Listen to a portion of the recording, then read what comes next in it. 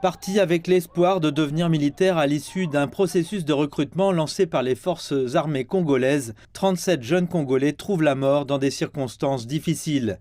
À la Belle Étoile, depuis leur arrivée au bataillon des sports de l'armée, c'est autour de 23 h heure locale que la porte s'ouvre et tout le monde se précipite pour entrer.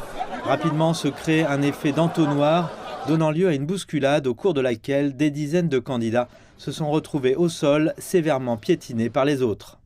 Il y avait trop de monde, trop de gens, qu'on ne pouvait pas tous rentrer à la fois.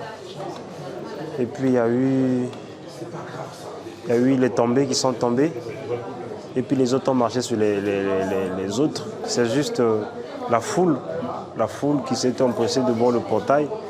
Et puis les gens étaient tellement nombreux qu'on ne pouvait pas tous rentrer. Et puis dès qu'on a ouvert le portail, moi j'étais en deuxième position et il y avait un rang devant moi et les gars étaient tombés. Dès quand ils sont tombés, moi j'étais déséquilibré, je suis tombé encore sur eux. Et toute la foule qui était derrière moi sont venus tomber sur moi. Et après je ne sais pas qu'est-ce qui s'est arrivé, je me retrouvais dans l'ambulance. Le gouvernement, après la ronde effectuée par le Premier ministre, décrète une journée de deuil national ce 22 novembre et prévoit d'ouvrir une enquête.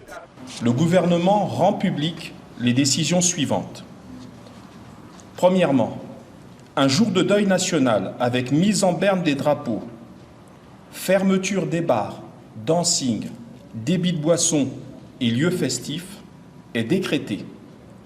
Ce jour de deuil national se déroulera demain mercredi 22 novembre 2023 sur l'étendue du territoire national. Une enquête administrative mixte, police-forces armées congolaises, a été ouverte. Elle devra déterminer les causes du drame et rendre ses conclusions dans les tout prochains jours. Et ce processus de recrutement est désormais suspendu à Brazzaville jusqu'à nouvel ordre.